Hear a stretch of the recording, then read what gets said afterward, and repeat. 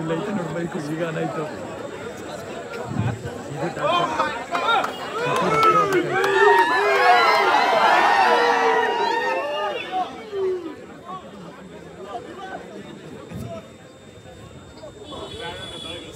ಎಲ್ಲರಿಗೂ ನಮಸ್ಕಾರ.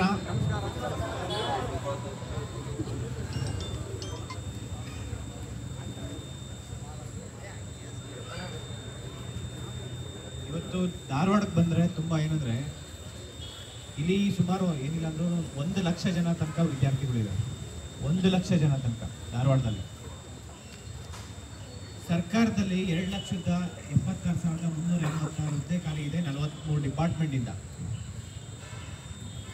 ಆ ಮಧ್ಯಾಹ್ನ 2 ಗಂಟೆ 3 ಗಂಟೆ ಆ ಪಾರ್ಕ್ ಹತ್ರ ಹೋದ್ರೆ ಅಲ್ಲೂ 50 ಜನ ಗ್ರೂಪ್ ಡಿಸ್ಕಷನ್ ಮಾಡ್ತಿದ್ದಾರೆ. ಕಷ್ಟಪಟ್ಟು ಓದ್ತಾ ಇದ್ದಾರೆ. ಯಾಕೆ ಅಂತಂದರೆ ಮಧ್ಯಾಹ್ನ ಲೈಬ್ರರಿಲಿ ಕೂತ್ಕೊಂಡು ಹೋದ್ರೆ ನಿದ್ದೆ ಬರುತ್ತೆ, ಊಟ ಮಾಡಿರ್ತೀವಿ ಅಂತೇಳಿ. ಸಂಜೆ ಆದರೆ ಇಲ್ಲಿ ಯೂನಿವರ್ಸಿಟಿಲಿ 200-300 ಜನ ಗ್ರೂಪ್ ಡಿಸ್ಕಷನ್ ಮಾಡ್ತಾ ಇದ್ದಾರೆ. ನೇಮಕಾತಿ ನಾಳೆ ಆಗುತ್ತೆ ನಾಳ್ದಾಗುತ್ತೆ ಅಂತೇಳಿ ಆ ಕಡೆ ಮಿನಿಸ್ಟರ್ ಸುಳ್ಳು ಹೇಳ್ತಾ ಇದ್ದಾರೆ. ಅತಿ ಶೀಘ್ರದಲ್ಲಿ ಅಂತ ಒಬ್ಬರು ಮಿನಿಸ್ಟರ್ ಹೇಳಿದ್ರೆ ಈ ಕಡೆ 5,000 10,000 20,000 ಅಂತ ಹೇಳಿ ವೇಕೆನ್ಸಿ ನಾಳೆನೇ ಕರಿತೀವಿ ಅನ್ನೋ ಒಂದು ಮಿನಿಸ್ಟರ್ಸ್ ಇದ್ದಾರೆ. ಇನ್ನೇನೊಂದು 2 ದಿನ ಹೋದ್ರೆ ಇನ್ನೊಂದು 30,000 ವೇಕೆನ್ಸಿ ಅಂತ ಹೇಳೋಕ್ಕೂ ರೆಡಿ ಇದ್ದಾರೆ ಅವರು. 7,76,386 ಹುದ್ದೆ ಖಾಲಿ ಹುದ್ದೆಯಲ್ಲಿ ಶಿಕ್ಷಕರ ಹುದ್ದೆ ಖಾಲಿ ಇರೋದು 70,727 ಹುದ್ದೆ ಖಾಲಿ ಇದೆ.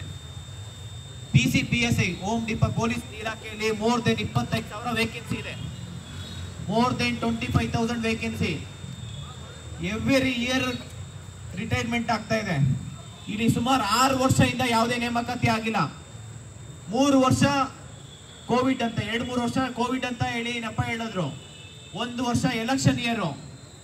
ಈ ಸರ್ಕಾರ ಬಂದ್ಮೇಲೆ 1 ವರ್ಷದಲ್ಲಿ 1 ಲಕ್ಷ ವೇಕೆನ್ಸಿ ಕಾಲ್ ಮಾಡ್ತೀನಿ ಅಂತ ಪ್ರಣಾಳಿಕೆಯಲ್ಲಿ ಹೇಳಿದ್ರು. ನೆನಪಿದೆ ಯಾರಿಗಾದ್ರು? ಹೇಳಿದ್ರ ಇಲ್ವಾ? ನಾವು ಕೇಳ್ತಾ ಇರೋದು ನ್ಯಾಯದ ಪರವಾಗಿ ಹೋರಾಟ ಮಾಡ್ತಾ ಇದೀವಿ. ಎಲ್ಲಿ ಅನ್ಯಾಯ ಆಗ್ತಾ ಇದೆ ಅದ್ರ ಪರವಾಗಿ ನಿಂತ್ಕೊಂಡು ಇವತ್ತು ಧ್ವನಿ ಎತ್ತುತ್ತಾ ಇದೀವಿ ಅಷ್ಟೇ.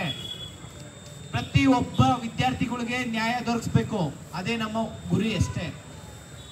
ಯಾರಿಗೂ ಅನ್ಯಾಯ ಆಗ್ಬಾರ್ದು. ಪ್ರತಿ ಒಂದು ಡಿಪಾರ್ಟ್ಮೆಂಟಲ್ಲೂ ಈಗ ರೀಸೆಂಟಾಗಿ ಆಗಸ್ಟ್ 11ನೇ ತಾರೀಕು ಮೂಲೆಯಿಂದ ಬೆಂಗಳೂರು ಫ್ರೀಡಂ ಪಾರ್ಕ್ ಬಂದು ಪ್ರತಿಭಟನೆ ಮಾಡಿದ್ವಿ. ನೇಮಕಾತಿ ತಿಥಿ ಆಗಿದೆ ಅಂತೇಳಿ ನಾವು ಎಷ್ಟು ದೊಡ್ಡ ಮಟ್ಟಕ್ಕೆ ಹೋರಾಟ ಮಾಡಿದಾಗ ವಿತಿನ್ 10 days ಅಲ್ಲಿ ಒಳ ಮೀಸಲಾತಿದ್ದು ರಿಪೋರ್ಟ್ ಜಾರಿಗೆ ಮಾಡಿಕೊಂಡು ರೋಸ್ಟರ್ ರೆಡಿ ಮಾಡಿಕೊಂಡು ಬಿಂದು ರೆಡಿ ಮಾಡ್ಕೊಂಡಿದ್ದಾರೆ ಅಷ್ಟೇ. 2 ತಿಂಗಳು ಆಗ್ತಾ ಇದೆ. ಒಂದೇ ಒಂದು ನೋಟಿಫಿಕೇಶನ್ ಆಗಿದೆಯಾ? ವಯೋಮಿತಿ ನಾವೇನೋ ಫ್ರೀಯಾಗಿ ಕೇಳ್ತಾ ಇದೀವಾ? ಲಾಸ್ಟ್ ಜುಲೈ ಸೆಪ್ಟೆಂಬರ್ ಅಲ್ಲಿ 3 ವರ್ಷ ವಯೋಮಿತಿ ಬಂತ ಇಲ್ವಾ? 3 ವರ್ಷ ವಯೋಮಿತಿಗೆ 100 ಸತಿ ಪ್ರತಿ ಡಿಪಾರ್ಟ್ಮೆಂಟಿಗೆ CMಗೆ ಮಿನಿಸ್ಟರ್ಸ್ಗೆ ಮನವಿ ಕೊಟ್ಟು ಫೈಲ್ ಪುಟಪ್ ಮಾಡಿ ಕೊನೆಗೆ ಕ್ಯಾಬಿನೆಟ್ ಡಿಸ್ಕಷನ್ ಆಗಿ 3 ವರ್ಷ ವಯೋಮಿತಿ ಲಾಸ್ಟ್ ಟೈಮ್ ಸಿಕ್ಕಿತ್ತು. ಅದಾದ್ಮೇಲೆ ಒಂದೇ ತಿಂಗಳಲ್ಲಿ ಒಳ ಮೀಸಲಾತಿ ಅಂತ ಹೇಳಿ ಅಕ್ಟೋಬರ್ 28, 2024ರಲ್ಲಿ ಕ್ಯಾಬಿನೆಟ್ ಅಲ್ಲಿ ಒಂದು ಆರ್ಡರ್ ಮಾಡ್ತಾರೆ. ಮುಂದೆ ಆಗಂತ ಒಳ ಮೀಸಲಾತಿ ಆಗೋವರೆಗೂ ಯಾವುದೇ ನೇಮಕಾತಿ ಆಗ್ಬಾರ್ದು ಅಂತ ಹೇಳಿ. ನಾನು ಅವತ್ತಿಂದ 1 ವರ್ಷದಿಂದ ಕೇಳ್ಕೊಂತ ಇದ್ದೀನಿ ಸರ್ಕಾರಕ್ಕೆ, ಒಳ ಮೀಸಲಾತಿ ಒಳಗೊಂಡಂತೆ ನೇಮಕಾತಿ ಪ್ರಕ್ರಿಯೆ ಪ್ರಾರಂಭ ಮಾಡಿ ಅಂತ ಕೇಳ್ತಾ ಇದ್ದೀನಾ ಇಲ್ವಾ? ಪ್ರತಿ ಒಂದು ಹೋರಾಟದಲ್ಲೂ ಪ್ರತಿಯೊಂದು ಮನವಿಯಲ್ಲೂ ಅದೇ ತರ ಕೇಳ್ತಾ ಇದ್ದೆ. ನನಗೆ ಗೊತ್ತು ಒಳಗಡೆ ಏನ್ ಮಾಡ್ತಾರೆ ಇವರು ಅಂತ ಹೇಳಿ. ಒಳ ಮೀಸಲಾತಿಯಿಂದ ಒಂದು ನೆಪ ಹೇಳ್ಕೊಂಡು ಇವರು ಅಪ್ ಟು ಇನ್ನೂ ಒಂದು 2-3 ವರ್ಷ ಮುಂದೆ ತಳ್ಕೊಂಡು ಹೋಗೋಣ ಅಂತ ಹೇಳಿ. ನೆಕ್ಸ್ಟ್ ಇವಾಗ ಜಾತಿ ಗಣತಿ ಸೆನ್ಸಸ್ ಯಾರಾದ್ರೂ ಕೇಳಿದ್ರ ನೀವು ಬೇಕು ಅಂತ? ಸೆನ್ಸಸ್ ಮಾಡಿ ಬೇಡ ಅಂತ ಹೇಳಿಲ್ಲ. ಫಸ್ಟ್ ನೇಮಕಾತಿ ಪ್ರಾರಂಭಿಸಿ. ನೇಮಕಾತಿ ಪ್ರಾರಂಭ ಮಾಡಿದ್ರೆ ಇಲ್ಲಿ ಲಕ್ಷಾಂತರ ವಿದ್ಯಾರ್ಥಿಗಳು ಇವತ್ತಿನ ದಿನ ಒಂದು ಟೈಮ್ ಊಟ ಇರ್ಲಿ ಬಿಡಿ, ರಾತ್ರಿ ಎಲ್ಲ ಲೈಬ್ರರಿಲಿ ಕುತ್ಕೊಂಡು ನಿದ್ದೆ ಇಲ್ದಿರ ಅದೇ ಲೈಬ್ರರಿಲಿ ಹಗ್ಲು ರಾತ್ರಿ ಕಷ್ಟಪಟ್ಟು ಓದ್ತಾ ಇರ್ತೀವಿ. ಒಂದೇ ಒಂದು ನೋಟಿಫಿಕೇಶನ್ಸ್ ಇಲ್ಲ. ಆ ಸರ್ಕಾರ ಬರೀ 2 ವರ್ಷ ವಯೋಮಿತಿ ಜಾಸ್ತಿ ಮಾಡ್ತೀನಿ ಅಂದಾಗ ನನಗೆ ಸುಮಾರು ಮೋರ್ ದೆನ್ 1000 ಕಾಲ್ಸ್ ಬಂದಿದೆ. ಮೆಸೇಜ್ ಯಾವ ರೀತಿ ಬಂದಿದೆ ಅಂದರೆ, ಸರ್ ಮೊನ್ನೆ 1 ತಿಂಗಳಲ್ಲಿ ವಯೋಮಿತಿ ನನಗೆ ಕಳೆದು ಹೋಗಿದೆ ಸರ್, ಬರೀ 2 ವರ್ಷ ಕೊಟ್ಟರೆ ನನಗೆ ಆಗಲ್ಲ ಸರ್. ವಯೋಮಿತಿ ಯಾರು ಕೇಳಿದ್ರೇಳಿ? ನಾವೇ ಕೇಳಿದ್ವಿ. ಸುಮಾರು 4-5 ವರ್ಷದಿಂದ ಕೇಳಿದ್ದೀವಿ. ಮಾನ್ಯ ಮುಖ್ಯಮಂತ್ರಿ ಸಿದ್ದರಾಮಯ್ಯರು ಇವಾಗ ಏನು ಆಪೋಸಿಷನ್ ಲೀಡರ್ ಇದ್ದಾಗ 3 ವರ್ಷ ಮುಂಚೆ ಲೆಟರ್ ಹಾಕಿದ್ರು. ಲೆಟರ್ ಇಲ್ಲೇ ಇದೆ.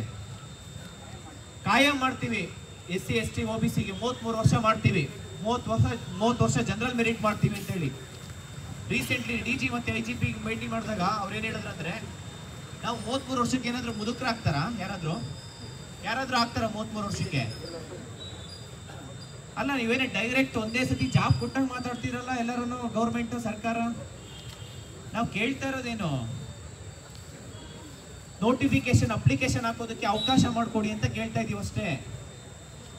ಅದ್ರಲ್ಲಿ ಫಿಸಿಕಲ್ ಇರುತ್ತೆ, ಫಿಸಿಕಲ್ ಆದ್ಮೇಲೆ ಎಕ್ಸಾಮ್ಸ್ ಇರುತ್ತೆ, ಎಕ್ಸಾಮ್ ಆದ್ಮೇಲೆ ಮೆಡಿಕಲ್ಲು.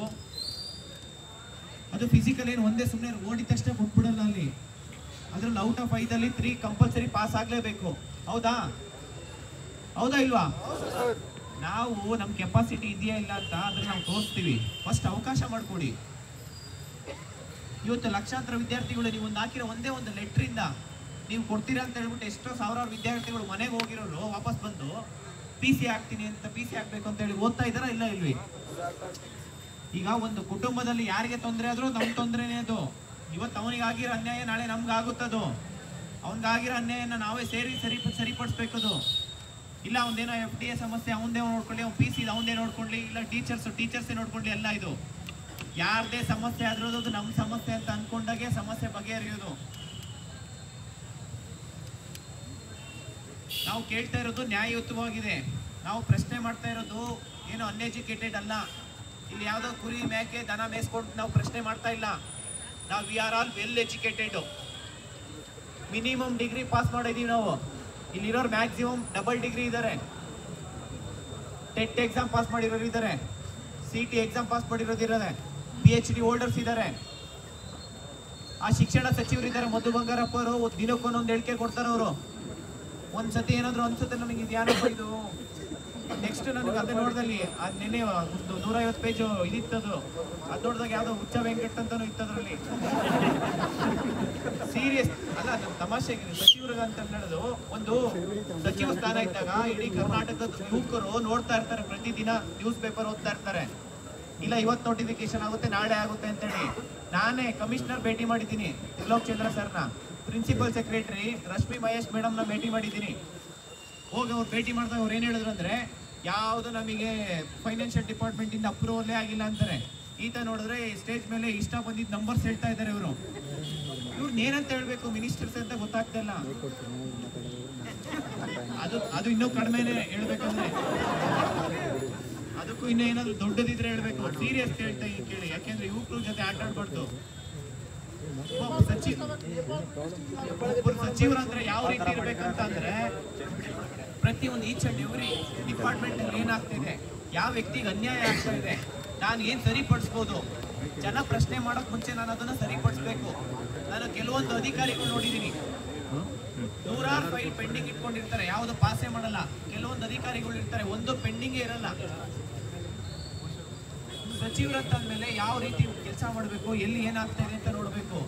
ಪೊಲೀಸ್ ಇಲಾಖೆಯಲ್ಲಿ ವಯೋಮಿತಿ ಜಾಸ್ತಿ ಮಾಡಿ ನೇಮಕಾತಿ ಮಾಡಿ ಅಂತ ಹೇಳ್ಬಿಟ್ಟು ಗೃಹ ಸಚಿವರಿಗೆ ಕಡಿಮೆ ಅಂತಂದ್ರೆ ಒಂದು ಮಿನಿಮಮ್ ಒಂದು 200 ಟೈಮ್ಸ್ ಮನವಿ ಮಾಡಿರ್ಬೋದನ್ನ. ಜಾಸ್ತಿ ಮೋರ್ ದೆನ್ 200 ಲೆಟರ್ ಹೋಗಿದೆ. ಕೊಟ್ಟಿದೀವ ಇಲ್ಲ ಹೇಳಿ, ಯೋಚನೆ ಮಾಡಿ.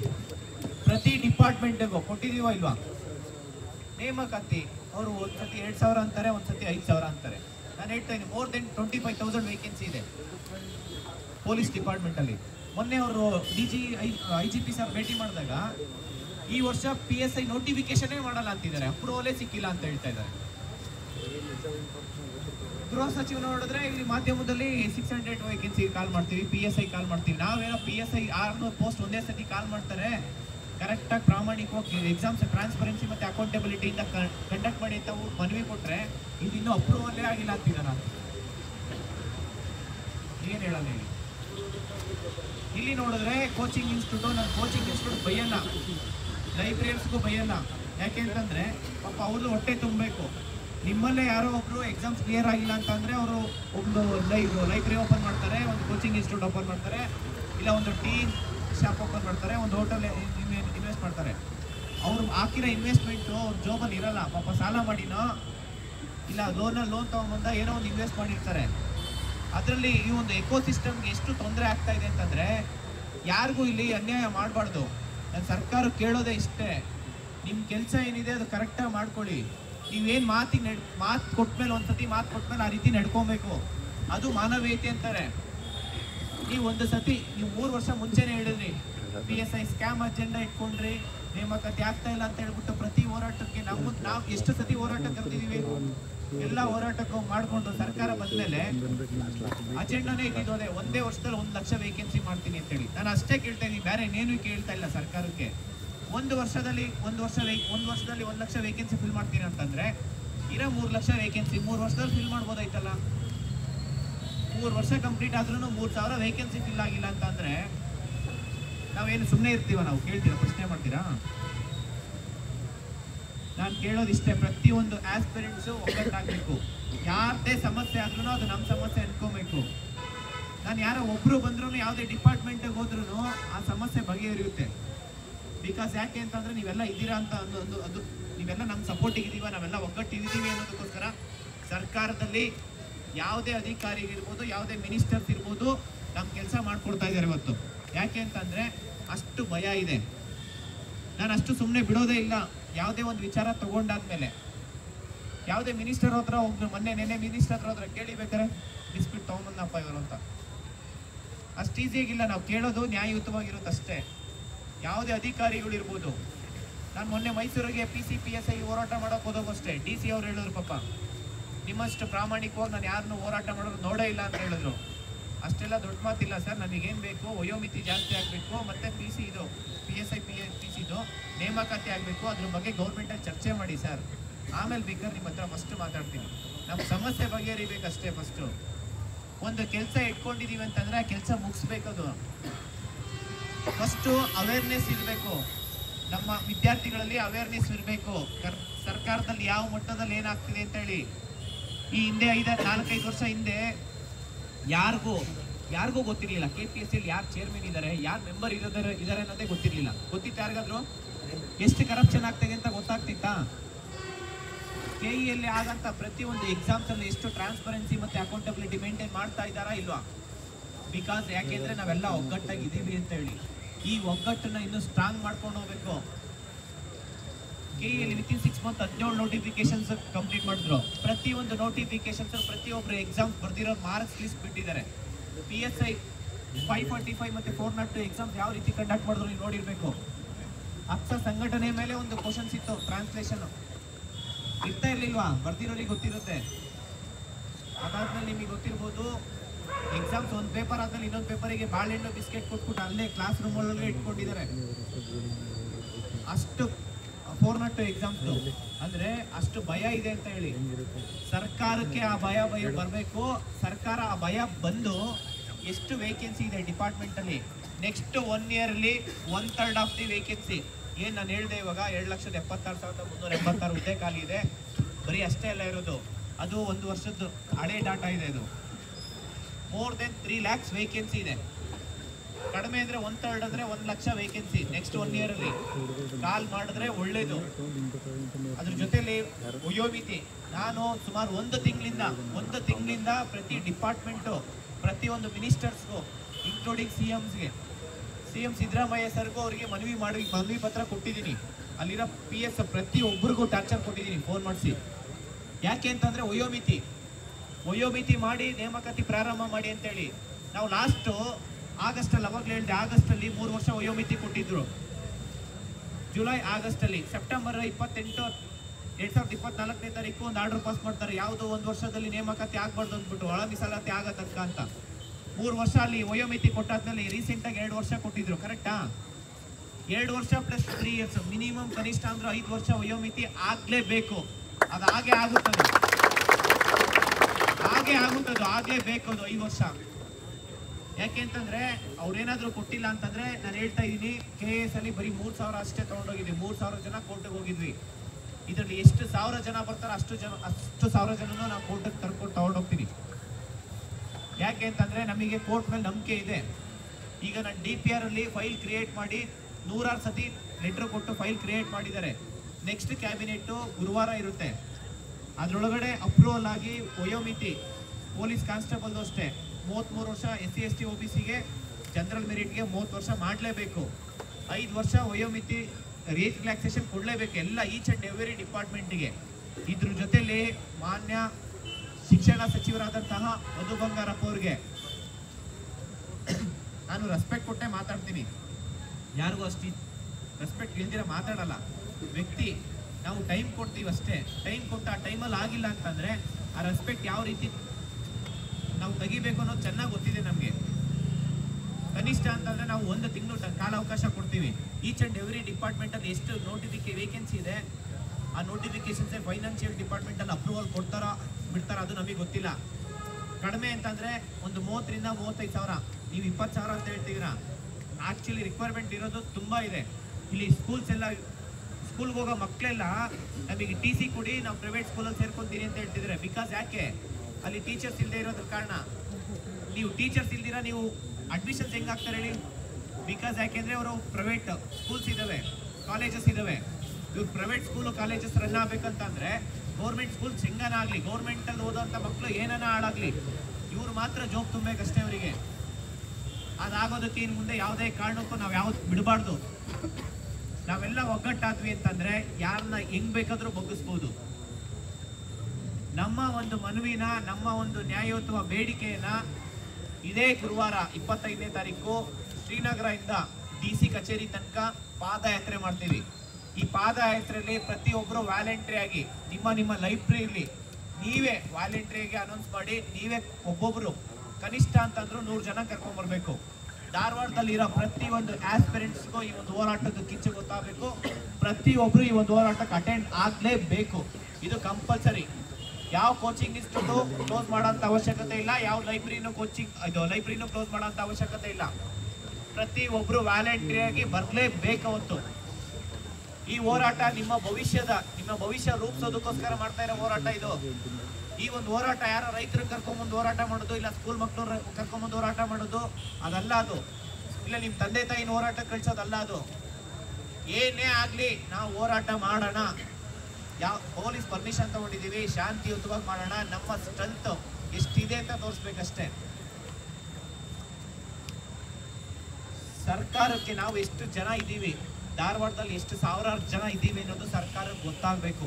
ಆ ರೀತಿ ಗೊತ್ತಾಗಬೇಕು ಅಂತಂದರೆ ಪ್ರತಿಯೊಬ್ಬರೂ ಟ್ವಿಟರ್ ಅಕೌಂಟ್ ಇನ್ಸ್ಟಾಲ್ ಮಾಡ್ಕೋಬೇಕು. ಯಾವುದೇ ಒಂದು ಮೆಸೇಜ್ ಆಗ್ತೀವಿ ಅಂತಂದ್ರೂ ಅದನ್ನು ರೀಪೋಸ್ಟ್ ಮಾಡಿ. ಒಂದು 2-3 ನಿಮಿಷ ಕೆಲಸ ಅದು. ಫೇಸ್ಬುಕ್ಕು, ಇದು ಯೂಟ್ಯೂಬು ಮತ್ತು ಇನ್ಸ್ಟಾಗ್ರಾಮ್ ಇದನ್ನೆಲ್ಲ ಸ್ಕ್ರೋಲ್ ನೋಡ್ಕೊಂಡು ಹೋಗ್ತಿರ್ತೀವಿ, ಎಷ್ಟೊಂದು ಶಾರ್ಟ್ ವಿಡಿಯೋಸು.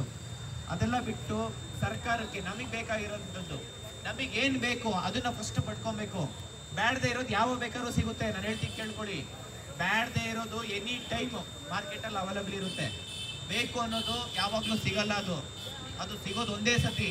ಅದು ಸಿಕ್ಕಾಗ ನೀವು ಅದನ್ನು ಪಡ್ಕೊಬೇಕಷ್ಟೇ. ಅದು ಚಾಯ್ಸ್ ನಿಮ್ಮಲ್ಲೇ ಇರುತ್ತೆ. ನೀವು ಒಂದ್ಸತಿ ಮನ್ಸು ಮಾಡಿದ್ರೆ ಏನು ಬೇಕಾದರೂ ಆಗುತ್ತೆ. ನೀವು ಮನ್ಸು ಮಾಡಿಲ್ಲ ಅಂತಂದರೆ ಏನೂ ಆಗಲ್ಲ. ನೋಟಿಫಿಕೇಶನ್ಸು ಅವ್ರು ಇನ್ನೂ ಜನಗಣತಿ, ಆ ಗಣತಿ, ಈ ಗಣತಿ ಅಂದ್ಕೊಂಡು ವರ್ಷಾನ್ಗಟ್ಟಲೆ ಮುಂದೆ ಆಗ್ತಾ ಹೋಗ್ತಾರೆ. ಯಾವುದೇ ಕಾರಣಕ್ಕೂ ಅದಕ್ಕೆ ನಾವು ಅವಕಾಶ ಮಾಡಿಕೊಡ್ಲೇಬಾರ್ದು. ನಾನಂತೂ ಹೇಳ್ತೀನಿ ಕೇಳಿ, ನನ್ನ ಪ್ರಾಣ ಹೋದ್ರೂ ಪರವಾಗಿಲ್ಲ, ನೋಟಿಫಿಕೇಶನ್ಸು ಮತ್ತು ವಯೋಮಿತಿ ನನ್ನ ಮೇಲೆ ಜೈಲಿಗೆ ಏನಾದರೂ ಮಾಡಲಿ, ನನಗೆ 100 ಕೇಸ್ ಹಾಕ್ತೀರಾ ಜೈಲಿಗೆ, ನನಗೆ ದೊಡ್ಡ ವಿಚಾರ ಅಲ್ಲ. ನಾನು ಜೈಲಲ್ಲೂ ಇನ್ನೂ ಹೊಸ ಪ್ಲಾನ್ ಹಾಕ್ಕೊಂಡ್ಬರ್ತೀನಿ ಆಚೆ. ಜೈಲಿಗೆ ಹಾಕಿದ್ರೆ ನೀವು ಕೇಸ್ ಹಾಕ್ಬಿಟ್ರೆ ನಾವು ಯಾವುದೇ ಕಾರಣಕ್ಕೆ ಎದುರೋನು ಅಲ್ವೇ ಅಲ್ಲ. ಇನ್ನು ಹೊಸ ಪ್ಲಾನ್ ಹಾಕೊಂಡ್ಬರ್ತೀನಿ. 25ನೇ ತಾರೀಕು ಕ್ಯಾಬಿನೆಟ್ ಮೀಟಿಂಗ್ ಇದೆ. ಕ್ಯಾಬಿನೆಟ್ ಮೀಟಿಂಗ್ ಅಲ್ಲಿ ಪ್ರತಿಯೊಂದು ಮಿನಿಸ್ಟರ್ಸ್ ಬೆಳಗ್ಗೆಯಿಂದ ಸಂಜೆ ತನಕ ಮಿನಿಸ್ಟರ್ PS ಇರ್ಬೋದು, ಮಿನಿಸ್ಟರ್ ಫೋನ್ ನಂಬರು, ಬೇರೆ ಯಾವ ಕಾಲ್ಸ್ ಅವ್ರು ರಿಸೀವ್ ಮಾಡಬಾರ್ದು, ಅಂದರೆ ಸ್ವಿಚ್ ಆಫ್ ಮಾಡ್ಬಿಡಬೇಕು ಫೋನು. ಆ ರೀತಿ ನಾವು ಟಾರ್ಚರ್ ಕೊಡಬೇಕು. ಅರ್ಥ ಆಯ್ತಾ ನಿಮಗೆ? ಪ್ರತಿಯೊಬ್ಬರೂ ಎಲ್ಲರೂ ಎಚ್ಚೆತ್ಕೊಳ್ಳಿ. ಎಲ್ಲ MLA ಇರ್ಬೋದು, MLA ಮಿನಿಸ್ಟರ್ಸ್ ಎಲ್ಲಾರ್ದು ಗ್ರೂಪಲ್ಲಿ ಹಾಕ್ತೀವಿ ನಾವು. ಎಲ್ಲರದ್ದು ಆಲ್ರೆಡಿ ಗ್ರೂಪಲ್ಲಿ ಇದೆ, ಮತ್ತೆ ಹಾಕ್ತೀವಿ. ಏನು ಯೋಚನೆ ಮಾಡಬೇಡಿ. ಫೋನ್ ಇದೆ, ಟ್ವಿಟರ್ ಕ್ಯಾಂಪೇನ್ ಹೇಳ್ತಾ ಇದೆಯಲ್ಲ. ನಮ್ಮ ಬೇಡಿಕೆ ಈಡೇರೋವರೆಗೂ ನಾವು ಯಾವುದೇ ಕಾರಣಕ್ಕೂ ಹೋರಾಟನ ಹಿಂದೆ ಪಡೆಯಲ್ಲ. ಅದು ಏನಾದರೂ ಆಗಲಿ.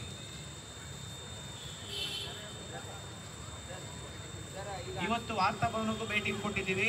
ಅಲ್ಲೂ ಕೂಡ ಎಲ್ಲ ಮೀಡಿಯಾ, ಸೋಷಿಯಲ್ ಮೀಡಿಯಾದವರು ಅವ್ರು ನಮ್ಮ ಸಪೋರ್ಟಿಗೆ ಬಂದು ನಿಂತ್ಕೊಂತಾರೆ ಅಂತ ಹೇಳಿದ್ದಾರೆ. ಅವ್ರು ಬಂದೇ ಬರ್ತಾರೆ. ಅದ್ರ ಜೊತೆ ಎಲ್ಲದಕ್ಕೂ ಹೆಚ್ಚಾಗಿ ಏನು ಗೊತ್ತಾ, ನಿಮ್ಮಲ್ಲಿ ಇದೆಯಲ್ಲ ಫೋನು, ಪ್ರತಿಯೊಂದು ಸ್ಮಾಲ್ 10-15-20 ಸೆಕೆಂಡ್ಸ್ ವಿಡಿಯೋಸು ಎಷ್ಟು ಜನ ಇದ್ದಾರೆ ತೋರಿಸಿ ಎಲ್ಲ ಕಡೆ ಶೇರ್ ಮಾಡಿ.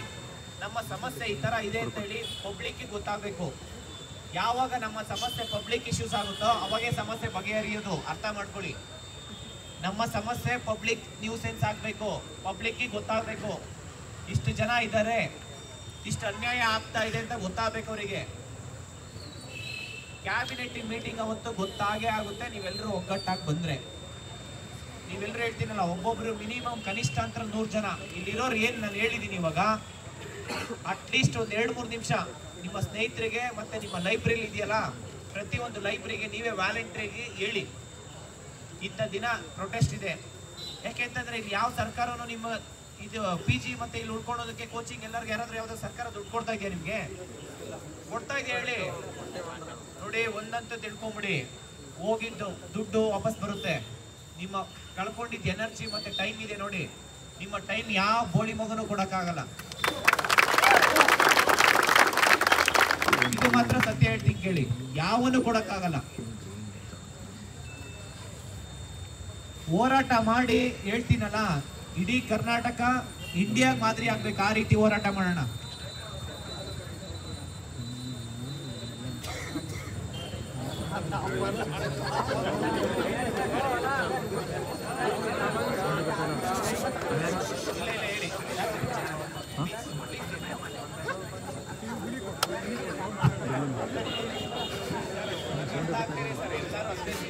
ಯಾವ್ದಾರ ಬಿಲ್ಡಿಂಗ್ ಅನ್ನ ಇಡಿ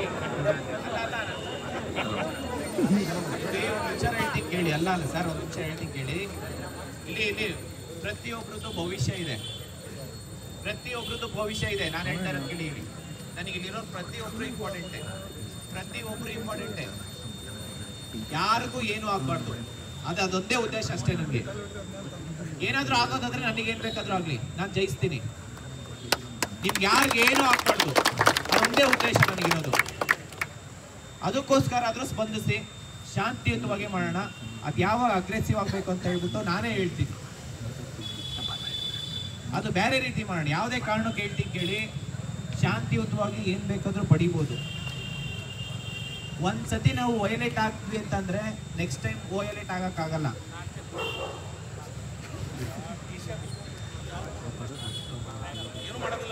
ಸರ್, ಇಲ್ಲಿ ಯಾರು ಮಿನಿಸ್ಟರ್ ಇದ್ದಾರೆ?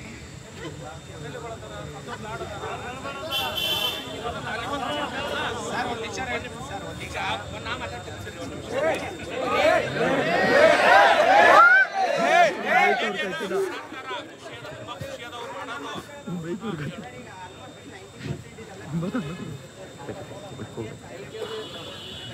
ಸರ್, ನೋಡಿ ಸರ್, ನಾನು ಹೇಳ್ತಾ ಇದ್ದೀನಿ, ವಯೋಮಿತಿ ಅಂತಂದ್ರೆ ಕನಿಷ್ಠ 5 ವರ್ಷ ಕೊಡ್ಲೇಬೇಕು. ನಾನು ಏನಾದ್ರೂ ಆಗ್ಲಿ, ನಾನು 5 ವರ್ಷ ಕೊಡ್ಸೋ ಜವಾಬ್ದಾರಿ ನಮ್ದು, ನಾನು ಮಾಡೇ ಮಾಡ್ತೀವಿ.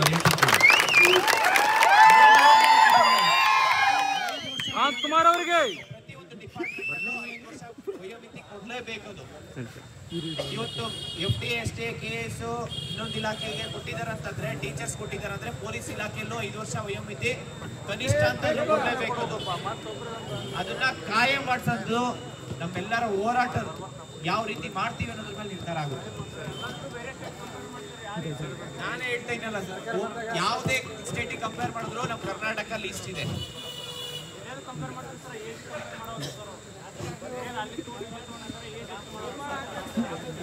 ನಾನು ಹೇಳ್ತಾ ಇದ್ದಲ್ಲ, ಪ್ರತಿಯೊಬ್ರು ವಯೋಮಿತಿನೂ ಇಂಪಾರ್ಟೆಂಟ್ ಇದೆ. ಹೇಳ್ತಾ ಇದ್ದೀನಿ ಕೇಳಿ, ವಯೋಮಿತಿ ತುಂಬಾ ಇಂಪಾರ್ಟೆಂಟ್. ನಾವೇನು ಕೇಳ್ತಾ ಇರೋದು, ಗೌರ್ಮೆಂಟಿಗೆ ಕೇಳ್ತಾ ಇರೋದು ನಾವು ಡೈರೆಕ್ಟ್ ಜಾಬ್ ಕೊಡಿ ಅಂತ ಕೇಳ್ತಾ ಇಲ್ಲ, ಅಪ್ಲಿಕೇಶನ್ ಹಾಕೋದಕ್ಕೆ ಅವಕಾಶ ಮಾಡ್ಕೊಡಿ ಅಂತ ಕೇಳ್ತಾ ಇರೋದು. ಹೇಳಿ, ಅಪ್ಲಿಕೇಶನ್ ಹಾಕೋದಕ್ಕೆ ಅವಕಾಶ ಮಾಡ್ಕೊಡಿ ಅಂತ ಹೇಳಿ. ನಾವೇನು ಭ್ರಷ್ಟಾಚಾರ ಮಾಡಬೇಕು, ಕ್ವಶನ್ ಪೇಪರ್ ಲೀಕ್ ಮಾಡ್ಕೊಂಡು ನಾವು ಜಾಬ್ ತಗೋಬೇಕಂತ ಕೇಳ್ತಾ ಇಲ್ಲ. ಇಲ್ಲಿ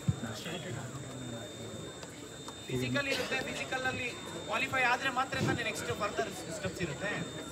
ಹೌದಾ ಇಲ್ವಾ?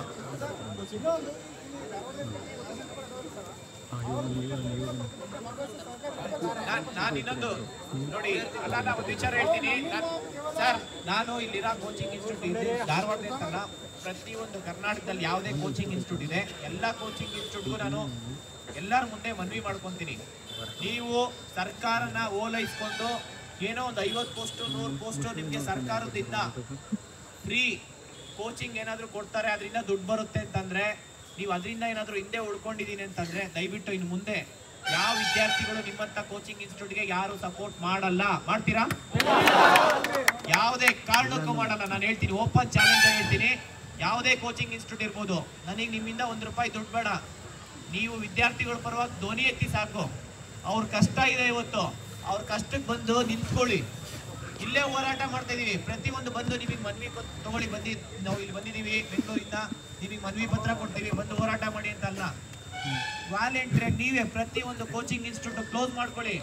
ಇವತ್ತು ವಿದ್ಯಾರ್ಥಿಗಳು ಇದ್ದಾರೆ ಅಂತಂದ್ರೆ ನೀವು ಅಷ್ಟು ಲಕ್ಸುರಿ ಲೈಫ್ ಲೀಡ್ ಮಾಡಕ್ ಆಗ್ತಾ ಇರೋದು. ಲಕ್ಸುರಿ ಲೈಫ್ ಲೀಡ್ ಮಾಡ್ತಾ ಇದ್ದೀರಾ ಅಂತಂದ್ರೆ, ನೀವು 50 ಲಕ್ಷ 1 ಕೋಟಿ ಕಾರಲ್ಲಿ ಓಡಾಡ್ತಾ ಇದ್ದೀರಾ ಅಂತಂದ್ರೆ, 2 ಕೋಟಿ 3 ಕೋಟಿ ಮನೆ ಮಾಡ್ಕೊಂಡಿದ್ದೀರಾ ಅಂತಂದ್ರೆ, ಅದೆಲ್ಲದಕ್ಕೂ ಕಾರಣ ಯಾರಪ್ಪ ಅಂದ್ರೆ ವಿದ್ಯಾರ್ಥಿಗಳು. ಬಡವ್ರ ಮಕ್ಳು ಯಾರು ಶ್ರೀಮಂತರು ಬಂದು ಇಲ್ಲಿ ಫೀಸ್ ಕಟ್ತಾ ಇಲ್ಲ ನಿಮ್ಗೆ.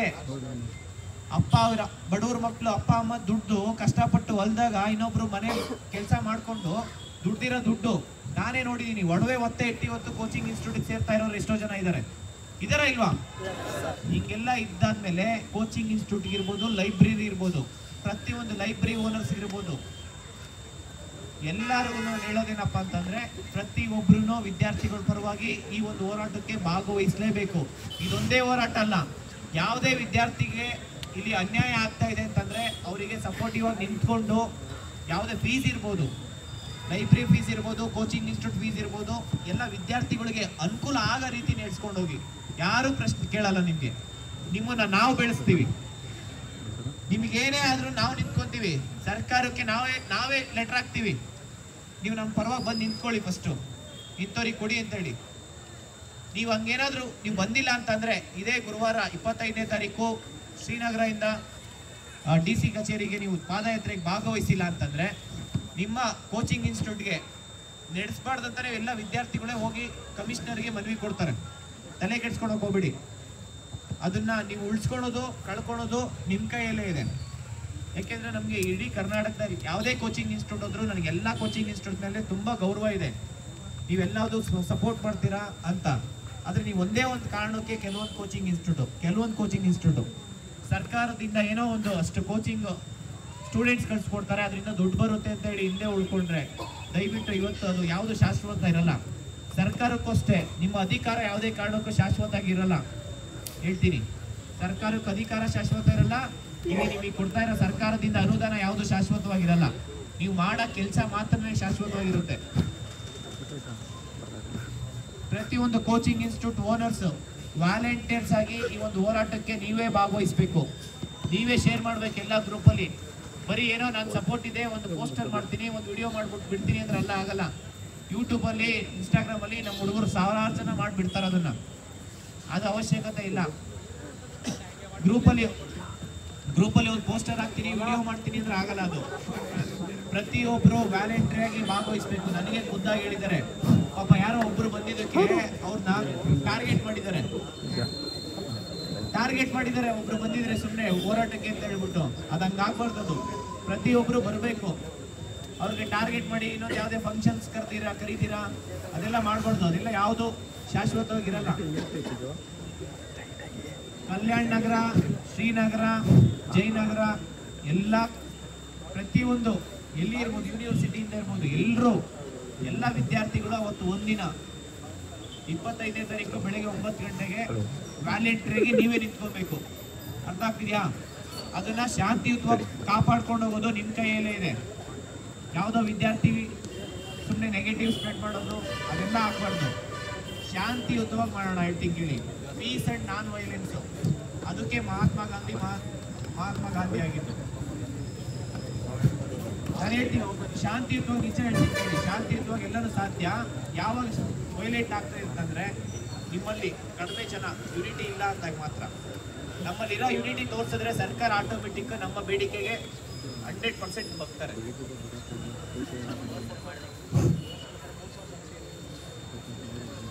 ಅವತ್ತು ಕಮಿಷನರೇ ಬಂದಿಲ್ಲ, ನೆನಪಿದ್ಯಾ?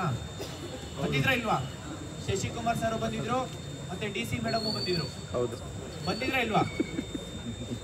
ಕನಿಷ್ಠ ಇಲ್ಲಿರೋರೆಲ್ಲ 30,000 ಜನ ಸೇರಿದ್ದಾರ ಅಂತಂದ್ರೆ ಮಿನಿಸ್ಟರ್ಸ್ ಅಲ್ಲ, CMನೇ ಕರ್ಸ್ಬೋದು ನಾವು. ಆ ಶಕ್ತಿ ನಮ್ಮಲ್ಲಿರೋದು ಬೇರೆ ಯಾರ ಹತ್ರನೂ ಇಲ್ಲ.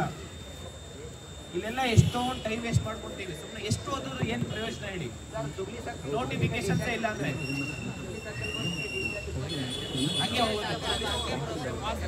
ಲಾಸ್ಟ್ ಟೈಮ್ ಏನೋದು ಅದೇ ರೀತಿ ಹಂಗೆ ಬರೋದು, ಅದೇ ರೂಟಲ್ಲೇ ಶಾಂತಿಯುತವಾಗಿ.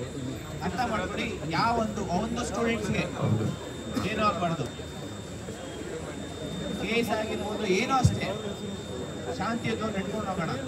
ಪಾಪ ಲಾಸ್ಟ್ ಟೈಮ್ ಹ್ಯಾಂಡಿಕ್ಯಾಪ್ ಹುಡುಗ ಪಾಪ ನಡ್ಕೊಂಡು ಬಂದರು. ನಿಜವಾಗ್ಲೂ ಅಂಥವ್ರು ಬಂದಿದ್ದಾರೆ ಅಂತಂದ್ರೆ ಎಲ್ಲ ದೇವ್ರು ಕೊಟ್ಟಿದ್ದಾನೆ, ಕೈ ಕಾಲು ಎಲ್ಲ ಕೊಟ್ಟಿದ್ದವರು. ಎಷ್ಟೋ ಜನ ಸುಮ್ಮನೆ ಲೈಬ್ರರಿ ಕೂತ್ಕೊಂತಾರೆ, ಟೀಚರ್ ಕೂತ್ಕೊಂತಾರೆ, ಅದು ಆಗ್ಬಾರ್ದು. ಯಾಕೆ ಅಂತಂದ್ರೆ ನಿಮ್ಮ ತಂದೆ ತಾಯಿಗೆ ನೀವು ಜವಾಬ್ದಾರಿ ಇರ್ತೀರ, ಹೌದಾ ಇಲ್ವಾ? ನಿಮ್ಮ ರಿಲೇಟಿವ್ಸ್ಗೆ, ನಿಮ್ಮ ತಂದೆ ತಾಯಿಗೆ ಇಲ್ಲಿ ಕಷ್ಟಪಟ್ಟು ಓದ್ತಾ ಇದ್ದೀನಿ ಅಂತ ಹೇಳ್ಬಿಟ್ಟು ಇಲ್ಲಿ ಬಂದಿರ್ತೀರ. ಇಲ್ಲಿ ನೋಟಿಫಿಕೇಶನ್ಸ್ ಇಲ್ಲ, ವಯೋಮಿತಿ ಮಾಡಿಲ್ಲ ಅಂತಂದ್ರೆ ಎಲ್ರಿಗೂ ತೊಂದರೆನೆ.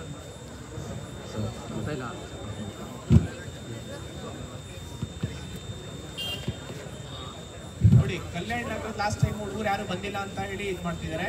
ನನ್ಗನ್ಸುತ್ತೆ ಎಲ್ಲ ಇಲ್ಲಿರೋರು ಎಲ್ಲರೂ ಬಂದಿದ್ದೀರಾ ಅಂತ ಹೇಳಿ ಈ ಸತಿ ಇಲ್ಲಿರೋರೆಲ್ಲ ಒಬ್ಬೊಬ್ರು 100 ಜನ ಕರ್ಕೊಂಡ್ ಬರ್ಬೇಕು. ಬರ್ತೀರಲ್ಲ? ಬರ್ತೀರಾ?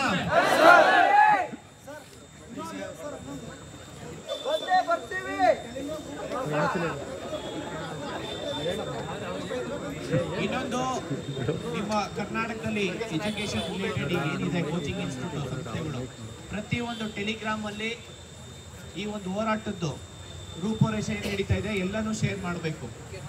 ಶೇರ್ ಮಾಡ್ತಾ ಜವಾಬ್ದಾರಿ ನಿಮ್ಗಳ್ದು.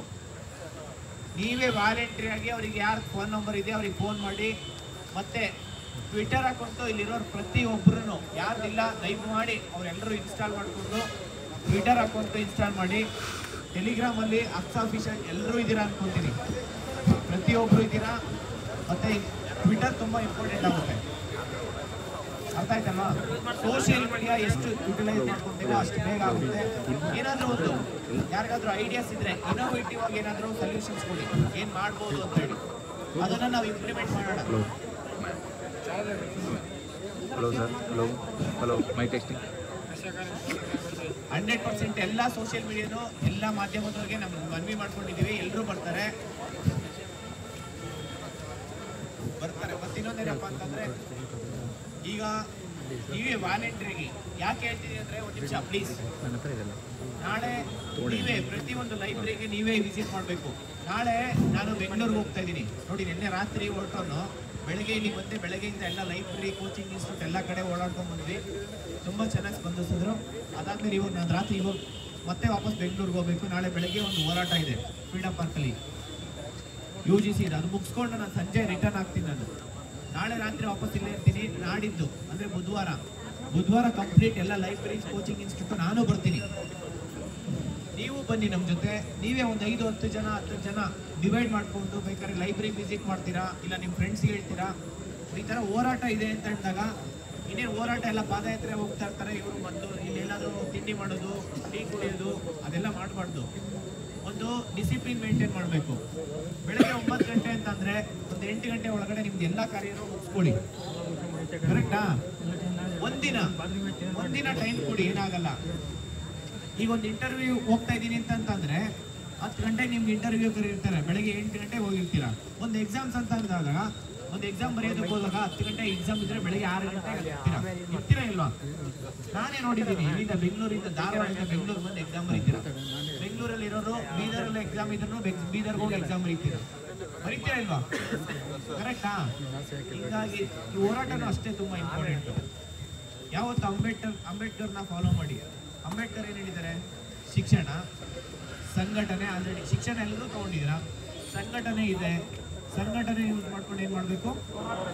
ಹೋರಾಟ ಮಾಡಬೇಕು. ನಮ್ಮ ರೈಟ್ಸ್ನ ನಾವು ತೊಗೊಂತೀವಿ. ಮೇ ಬಿ ವಯೋಮಿತಿ ಹೋರಾಟ ಮಾಡೋದ್ರೊಳಗಡೆ 5 ವರ್ಷ ಕೊಡ್ಬೋದು. ಇನ್ ಕೇಸ್ 5 ವರ್ಷ ಏನಾದರೂ ವಯೋಮಿತಿ ಸಡಿಲಿಕ್ಕೆ ಹೋರಾಟ ಮಾಡೋಕ್ಕೆ ಮುಂಚೆನೇ ಆಯಿತು ಅಂತಂದರೆ ನೇಮಕಾತಿ ಪ್ರಾರಂಭ ಮಾಡಿ ಅಂತಂದರೆ ಪ್ರತಿಯೊಬ್ಬರು ಬರಲೇಬೇಕು. ಇಲ್ಲಪ್ಪ 5 ವರ್ಷ ನಮಗೆ ವಯೋಮಿತಿ 5 ವರ್ಷ ಸಡಿಲಿಕ್ಕೆ ಮಾಡೋದಕ್ಕೆ ಕಂಟಿನ್ಯೂಸ್ ಆಗಿ ಲೆಟರ್ ಕೊಟ್ಟಿದ್ದೀವಿ. ಲಾಸ್ಟ್ 1 ತಿಂಗಳಿಂದ ಆ 2 ವರ್ಷ ಅಂದಾಗಿಂದ ಕಂಟಿನ್ಯೂಸ್ ಆಗಿ DPR ಅಲ್ಲಿ ಫೈಲ್ ಪುಟ್ಟಪ್ ಮಾಡಿಸಿದ್ದೀವಿ. ಇವಾಗ ಇನ್ನೇನು 5 ವರ್ಷ ನಾನೇ ಹೇಳ್ತೀನಿ, ನಾನು ಗ್ಯಾರಂಟಿ ಕೊಡ್ತೀನಿ 99% ಆಗುತ್ತೆ ಅಂತ ಹೇಳಿದ್ದಾರೆ. ನಾವು 1% ನಾವು ಎಫರ್ಟ್ಸ್ ಹಾಕ್ಬೇಕಷ್ಟೇ. ನಾನು ಒಂದ್ ಹೇಳ್ತೀನಿ ಕೇಳಿ, ನಾನು ಹೇಳ್ತೀನಿ ಬಿಫೋರ್ ನೇಮು ಇಲ್ಲ ನಾನು ಹೇಳ್ತೀನಿ ಕೇಳಿ, ಬಿಫೋರ್ ನೇಮಕಾತಿ ಆಗೋಕ್ ಮುಂಚೆ ವಯೋಮಿತಿ ಸಡಿಲಿಕ್ಕೆ ಆಗ್ಲೇಬೇಕು. ಕರೆಕ್ಟಾ? ಹೋರಾಟ ಮಾಡ್ತಾ ಇರೋ ಉದ್ದೇಶ ಏನಪ್ಪಾ ಅಂತಂದ್ರೆ ಅದರಲ್ಲೂ PSI ಇದು ಕಾಯಂ ಆಗ್ಬೇಕು. ಮತ್ತೆ ನಮ್ಮ ಡಿಮ್ಯಾಂಡ್ ನೋಡಿ, ಪ್ರತಿಯೊಂದು notifications with in the time limit event of calendar maintain ಮಾಡ್ಬೇಕಾ ಬೇಡವಾ? ಪ್ರತಿ ವರ್ಷ ನೋಟಿಫಿಕೇಶನ್ಸ್ ಆಗ್ಬೇಕು. ಏನೋ ಈ ಒಂದು ವರ್ಷ ನೋಟಿಫಿಕೇಶನ್ಸ್ ಆಯ್ತು ಮತ್ತೆ ಇನ್ನೊಂದು 5 ವರ್ಷ ಆದ್ಮೇಲೆ ಆಗೋದಲ್ಲ ಅದು. ಪ್ರತಿ ವರ್ಷ SSC ಸ್ಟಾಫ್ ಸೆಲೆಕ್ಷನ್ ಕಮಿಷನ್ ಏನ್ ಎಕ್ಸಾಮ್ ನೋಟಿಫೈ ಮಾಡಿ ಎಕ್ಸಾಮ್ ಕಂಡಕ್ಟ್ ಮಾಡುತ್ತಲ್ಲ, ಅದೇ ರೀತಿ ನಮ್ಮ ಕರ್ನಾಟಕದಲ್ಲಿ KPSC, KSP, KE exams conduct ಮಾಡಬೇಕು. ಆ ರೀತಿ ಮಾಡ್ಬೇಕಂದ್ರೆ ನಾವೆಲ್ಲ ಏನ್ ಮಾಡ್ಬೇಕು? ಒಗ್ಗಟ್ಟಾಗಿ ಹೋರಾಟ ಮಾಡ್ಬೇಕು. ಅರ್ಥ ಆಯ್ತಲ್ಲ? ದಯವಿಟ್ಟು ಇಷ್ಟು ಟೈಮು ನಿಮ್ಮ ಪೇಷನ್ಸ್ಗೆ ನಾನು ಯಾವತ್ತೂ ಚಿರಋಣಿಯಾಗಿರ್ತೀನಿ. ನೀವು ಏನ್ ಹೇಳಿದ್ರು ನಾನು ಆ ಕೆಲಸ ಮಾಡ್ಕೊಡ್ತೀನಿ. ನಿಮ್ಗೆ ಯಾರಿಗೆ ಏನೂ ಆಗ್ಬಾರ್ದು, ನಿಮ್ಗೆಲ್ಲರಿಗೂ ನ್ಯಾಯ ಸಿಗ್ಬೇಕು. ಒಂದೇ ಉದ್ದೇಶ, ಎಲ್ರಿಗೂ ನ್ಯಾಯ ಸಿಗ್ಬೇಕು. ಇದು ಎಲ್ಲರೂ ನೆಕ್ಸ್ಟ್ 1 ವರ್ಷದಲ್ಲಿ ಇಲ್ಲಿರೋರು ಎಲ್ಲರೂ ಜಾಬ್ ತಗೊಂಡು ಒಂದು ಒಳ್ಳೆ ಸಮಾಜ ಸೇವೆ ಮಾಡಬೇಕು ಅಂತ ಹೇಳಿ ಆ ದೇವರ ಹತ್ರ ಕೇಳ್ಕೊತೀನಿ. ಅದಾಗಲಿ ಅಂತ ಎಲ್ರಿಗೂ ಬಯಸ್ತೀನಿ. Thank you.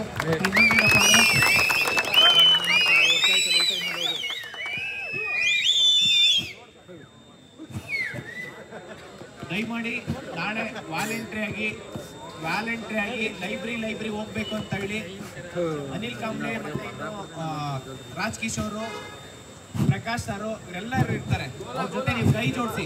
ಇನ್ನು ಎಷ್ಟೊಂದು ಜನ ಇದ್ದಾರೆ, ಬೆಳಗ್ಗೆಯಿಂದ ಪಾಪ ಒಂದು 50 ಜನ ನಮ್ಮ ಜೊತೆ ಓಡಾಡ್ತಾ ಇದ್ರು. ಅವ್ರ ಜೊತೆ ಎಲ್ಲ ನೀವು ಕೈ ಜೋಡಿಸಿ. 7 ದಿನ ಏನಾಗಲ್ಲ, 1-2-3 ಅವರ್ ಟೈಮ್ ಕೊಟ್ಟರೆ ಫ್ರೀಯಾಗ ನಿಮ್ಗೂ ಒಂದು ಗೊತ್ತಾಗುತ್ತೆ. ಒಂದು ಅವೇರ್ನೆಸ್, ಪಬ್ಲಿಕ್ ಸ್ಪೀಕಿಂಗು, ಮತ್ತೆ ಹೊರಗಡೆ ಒಂದು ಫಿಯರ್ ಹೋಗುತ್ತೆ, ಒಂದು ಧೈರ್ಯ ಬರಬೇಕು.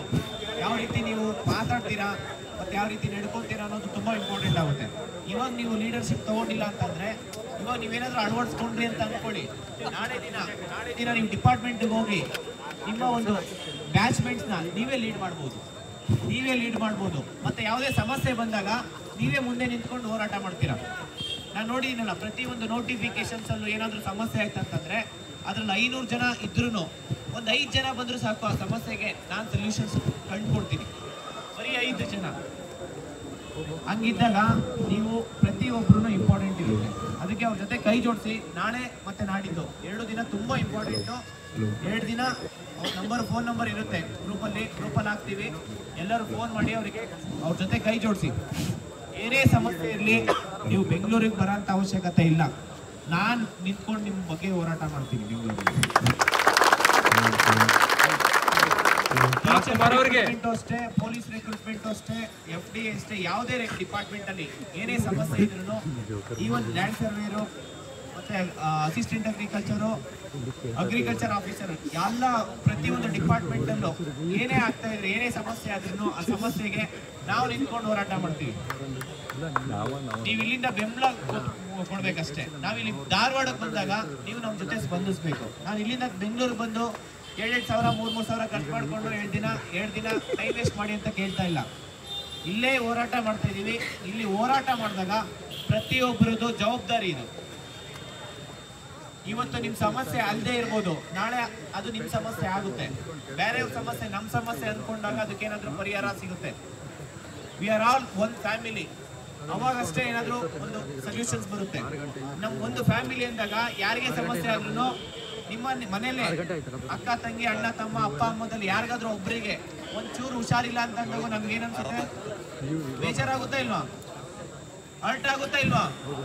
ಅದೇ ರೀತಿನೇ ನಮ್ಮ ಕಾಂಪಿಟೇಟಿವ್ ಅಷ್ಟೇ, ಕಾಂಪಿಟೇಟಿವ್ ಫೀಲ್ಡ್ಗೆ ಯಾರೆಲ್ಲ ಎಕ್ಸಾಮ್ಸ್ ಓದಕ್ಕೆ ಬಂದಿದ್ದಾರೆ, ಸ್ಟೂಡೆಂಟ್ಸ್ ಇರ್ಬೋದು, ಯಾರಿಗೆ ಏನಾದರೂ ಅನ್ಯಾಯ ಆದಾಗ ಅವ್ರ ಪರವಾಗಿ ನಿಂತ್ಕೊಂಡು ಹೋರಾಟ ಮಾಡಿ ಅವರಿಗೆ ನ್ಯಾಯ ಕೊಡಿಸೋದು ಅದು ನಮ್ಮ ಜವಾಬ್ದಾರಿ. ಅವ್ರ ಪರವಾಗಿ ಧ್ವನಿ ಎತ್ತಲೇಬೇಕು. ಎತ್ತಳಲ್ವಾ? ಕಾಂತಕುಮಾರ್ ಸರ್ ಅವರಿಗೆ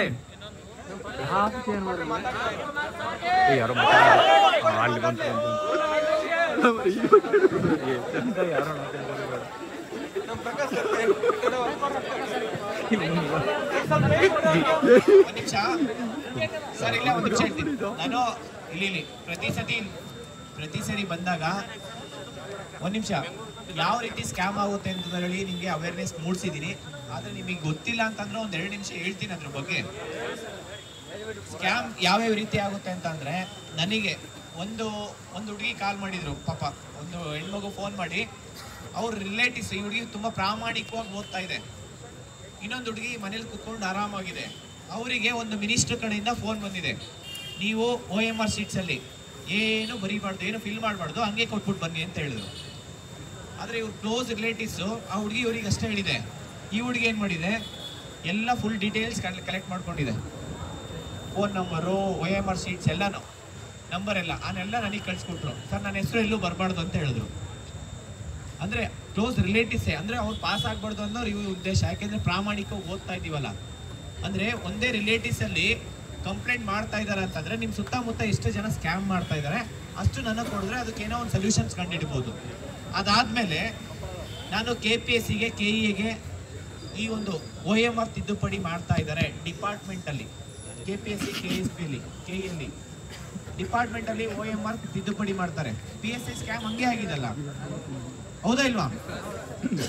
ಆ ರೀತಿ ಆಗ್ಬಾರ್ದು ಅಂತ ಹೇಳಿ ನಾನು ಅದನ್ನೇ ಸರ್ PDOದೇ ಹೇಳ್ತಾ ಇದ್ದೀನಿ ಸರ್, PDOದೇ ಹೇಳ್ತಾ ಇರೋದು ಇವಾಗ ಎಕ್ಸಾಂಪಲ್. ಆಮೇಲೆ ಅಲ್ಲಿ ಹೋಗಿ ಕೊಟ್ಟಾಗ ಅದಾದ್ಮೇಲೆ KEಯಲ್ಲಿ 5th ಆಪ್ಷನ್ ಬಂತ ಇಲ್ವಾ? 5th ಆಪ್ಷನ್ ಇದೆಯಾ ಇಲ್ಲ ಇವಾಗ ಎಕ್ಸಾಮ್ಸ್ ಕಡೆ? ABCD 4 ಆಪ್ಷನ್ ಗೊತ್ತಿಲ್ಲ ಅಂತಂದ್ರೆ ಯಾವ್ದು ಅಟೆಂಡ್ ಆಗಬೇಕು? 5th ಆಪ್ಷನ್ ಇದೆ, ಕರೆಕ್ಟಾ? ಇನ್ನು ಮುಂದೆ ಕೆಲವೇ ದಿನಗಳಲ್ಲಿ KPSCನೂ ಈ ಒಂದು ಮಾದರಿನ ಅಡಾಪ್ಟ್ ಮಾಡ್ಕೊಂತಾರೆ, ನಾನು ಗ್ಯಾರಂಟಿ ಕೊಡ್ತೀನಿ. ಮಾಡ್ಕೊಂಡ್ಲೇಬೇಕದು. ಯಾಕೆ ಅಂತಂದ್ರೆ ನಾನೇ ಖುದ್ದಾಗಿ ತಗೊಂಡೋಗಿ ಕೊಟ್ಟಿರೋದು. ಅವ್ರು ಇದನ್ನೇ ಕಂಟಿನ್ಯೂ ಮಾಡ್ತಂತಂದ್ರೆ ಅದ್ರ ಬಗ್ಗೆ ಯಾರಿದ್ರು ನಾನು ಯೋಚನೆ ಮಾಡಕ್ ಹೋಗಲ್ಲ. ಯಾವ ಮೆಂಬರ್ಸ್ ಇರಲಿ, ಯಾವ ಸೆಕ್ರೆಟರಿ ಇರಲಿ, IAS ಆಫೀಸ್ ಇರಲಿ, ಕಮಿಷನ್ ಇರಲಿ, ಯಾರು ತಲೆ ಕೆಡ್ಸ್ಕೊಂಡು ಹೋಗೋಲ್ಲ. CM ಇರಲಿ ತಲೆ ಕೆಡ್ಸ್ಕೊಂಡು ಹೋಗೋಲ್ಲ. ನಾವು ಕೇಳೋದೇನು, ನ್ಯಾಯ ಕೇಳ್ತೀವಿ ಅಷ್ಟೇ. ನಾವು ಕೇಳೋದು ವಿತ್ ಪ್ರೂಫ್ ಅಂಡ್ ಫ್ಯಾಕ್ಟ್ಸ್ ಏನಿರುತ್ತೆ ಅದ್ರ ಪ್ರಕಾರ ಕೇಳೋದಷ್ಟೇ.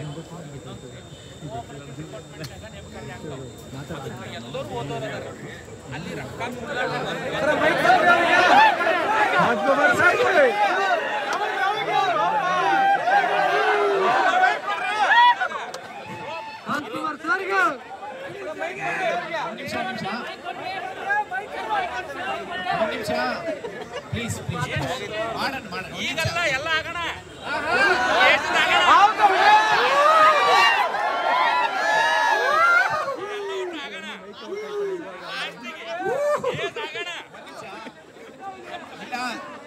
ನನಗೆ ನೋಡಿ ಒಂದು ವಿಚಾರ ಹೇಳ್ತೀನಿ, ನನಗೆ ಪ್ರತಿಯೊಂದು ವಿಚಾರ ಒಂದೇ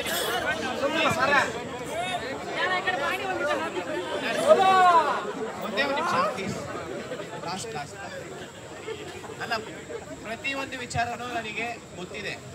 ಯಾಕೆಂದ್ರೆ ಬೆಳಗ್ಗೆ ಇದ್ರೆ ಅಟ್ಲೀಸ್ಟ್ ಡೈಲಿ ಪರ್ ಡೇ ಒಂದು 50ರಿಂದ 100 ಜನ ಸ್ಟೂಡೆಂಟ್ಸ್ ಹತ್ರ ಕಂಟಿನ್ಯೂಸ್ ಆಗಿ ಮಾತಾಡ್ತೀನಿ. ಒಂದು 50 ಜನ ಯಾರೇ ಕಾಲ್ ಮಾಡಿದ್ರು ಬೆಳಗ್ಗೆಯಿಂದ ಸಂಜೆ ತನಕ ರಿಸೀವ್ ಮಾಡೋಕ್ಕಾಗಿಲ್ಲ ಅಂತಂದ್ರು ರಾತ್ರಿ ಆದರೂ 1 ಅವರ್ ಟೈಮ್ ಕೊಟ್ಟು ಯಾರ್ಯಾರು ಕಾಲ್ ಮಾಡಿದ್ದಾರೆ ವಾಪಸ್ ಕಾಲ್ ಮಾಡೇ ಮಾಡ್ತೀನಿ. ಯಾಕೆಂದರೆ ಪ್ರತಿಯೊಂದು ವಿಚಾರ ನನಗೆ ಆ ಅರಿವು ಇದೆ.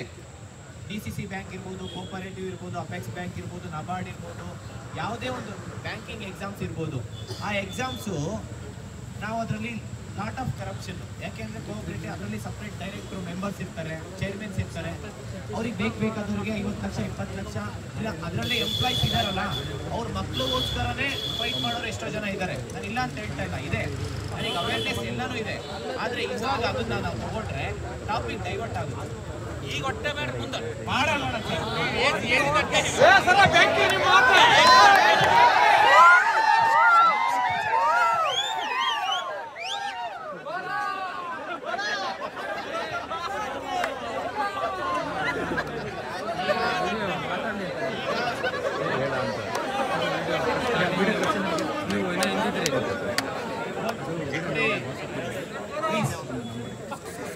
ಯಾವತ್ತೂ ಅಷ್ಟೇ ನಾವು ಒಂದು ಕಡೆ ಬೋರ್ವೆಲ್ ಅಂದರೆ ಈ ಕಡೆ ಒಂದೇ ಸೈಡ್ ಒಂದು 500 ಮೀಟ್ರು 1000 ಮೀಟ್ರು ಕೊರಿದ್ರೆ ನೀರು ಸಿಗುತ್ತೆ.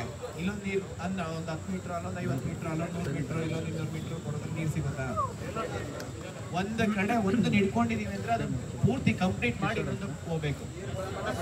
ಅದೊಂದೇ ಉದ್ದೇಶ ನಾನು ಅಷ್ಟೇ, ಬೇರೆ ಏನಿಲ್ಲ. ಪ್ರತಿಯೊಂದು ಇದೆ, ಎಲ್ಲನೂ ಮಾಡ್ಬೇಕಂತ ಇದೆ, ಯಾರಿಗೂ ಅನ್ಯಾಯ ಆಗ್ಬಾರ್ದು. ಪ್ರತಿಯೊಂದು ಡಿಪಾರ್ಟ್ಮೆಂಟಲ್ಲೂ ಎಲ್ಲನೂ ಸರಿಪಡಿಸ್ಬೇಕಂದ್ರೆ 1 by 1 ಹೋಗೋಣ.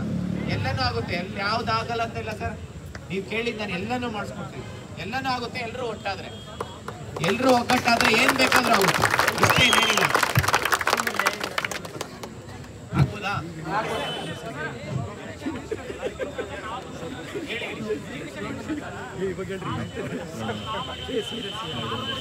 ಅದು ಹೇಳ್ಬಿಡ್ತೀನಿ sir.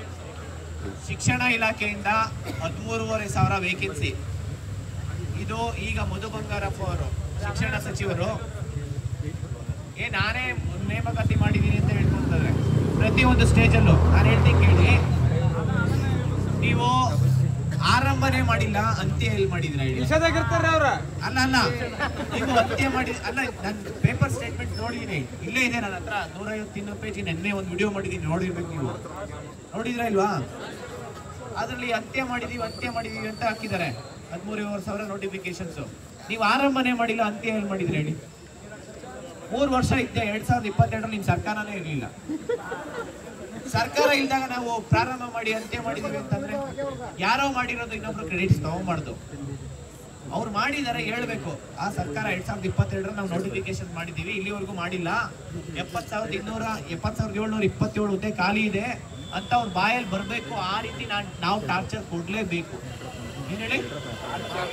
Torture through social media. ಅರ್ಥ ಆಗ್ತಿದ್ಯಾ? ವೆರಿ ಸಿಂಪಲ್, ಹಾಗೆ ಆಗುತ್ತೆ. ಟೀಚರ್ಸ್ ವೇಕೆನ್ಸಿ ಹೇಳ್ತೀನಿ ಕೇಳಿ. ಟೀಚರ್ಸ್ ತುಂಬಾ ಇಂಪಾರ್ಟೆಂಟ್.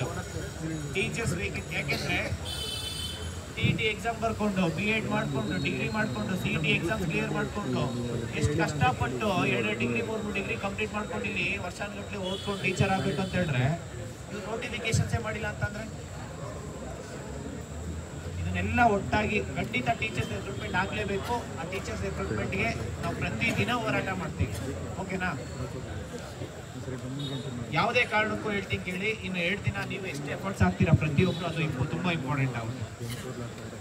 ವ್ಯಾಲೆಂಟ್ರಿ ಆಗಿ ಯಾರು ಎಷ್ಟು ಜನ ಬರ್ತೀರಾ ದಯವಿಟ್ಟು ಫೋನ್ ಮಾಡಿ.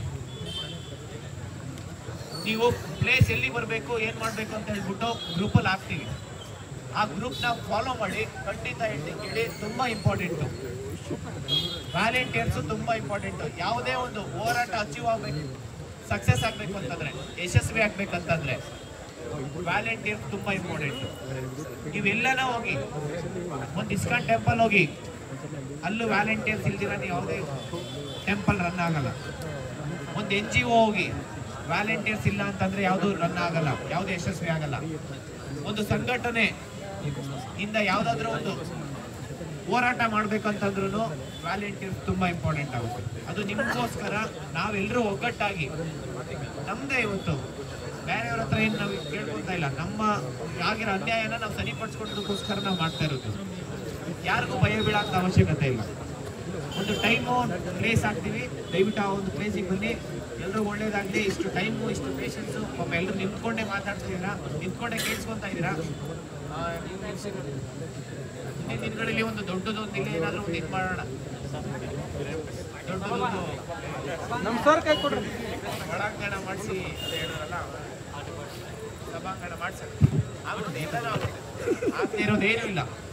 ಸ್ಟೂಡೆಂಟ್ ನಿಮಗೋಸ್ಕರ, ನಿಮ್ಮ ಜೂನಿಯರ್ಸ್ ಯಾರು ಬರ್ತಾರೆ ಎಲ್ಲರೂ ಅವ್ರಿಗೋಸ್ಕರ ಏನು ಬೇಕಾದರೂ ಮಾಡೋಣ. ಆಗ್ಬೋದಾ? Thank you.